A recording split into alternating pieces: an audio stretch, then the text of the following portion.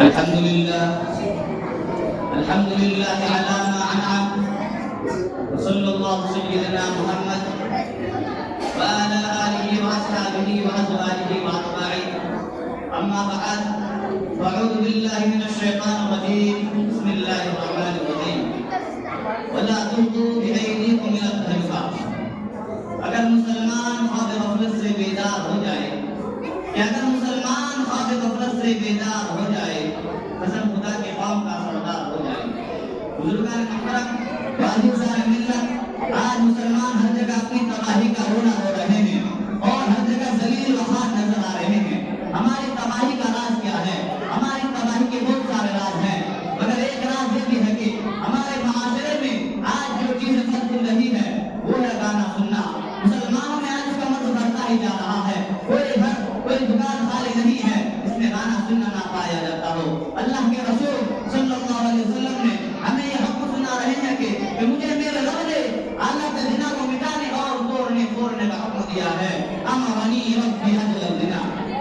آج ہماری تباہی کا باعث اسی میں مضمر ہے کہ آج غیر جانتے ہیں مسلمانوں کو اسلام سے خارج نہیں کر سکتے، مگر ان کو اطلاع کر دیا جائے کہ اسلام پر چلنے والا نہ رہے. اسی لیے وعدہ لہو العلم کو خاص کر مسلمانوں میں زیادہ تر پھیلانے کی کوشش کرتا ہے تاکہ وہ عیش و عشرت میں پڑھ کر اسلام کی طرف راضی نہ ہو. اسلام نے گانا بجانا اور سننا سب حرام قرار دیا ہے. مسلمانوں کے لیے اس میں تباہی ہے، مگر مسلمان آج غیر کی تہذیب کے پیچھے چلا جا رہا ہے اور اپنے حالاتوں کی طرف ڈال رہا ہے. قرآن کہتا ہے وَلَا تُلْقُوا بِأَيْدِيكُمْ إِلَى التَّهْلُكَةِ. اسلام کے پروانوں پہلے صرف ریڈیو تھا، لوگ اس سے گانا سنا کرتے تھے.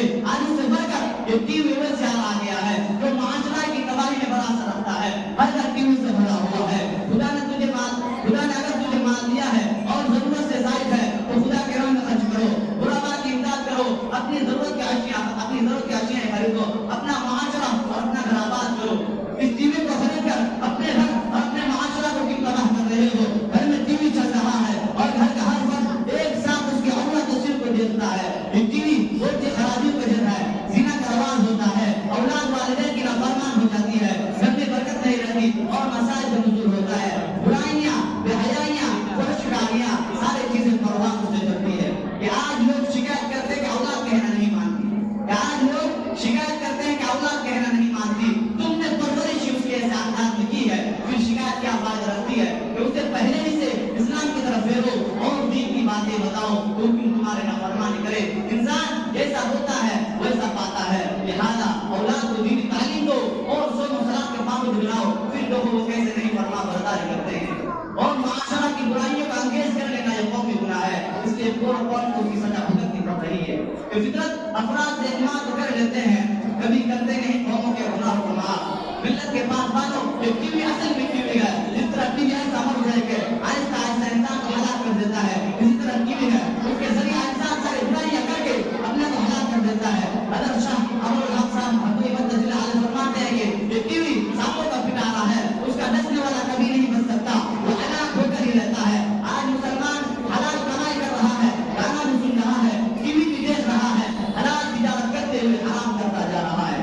لہذا مسلمانوں جاگو اور نماز قائم کرو اور احکامات خداوند پر عمل کرو اور اخلاق کے حکم کو اپناؤ. اللہ تعالی ہمیں اصلاح معاشرہ اور اعمال صالحہ کی فکر نصیب فرمائے.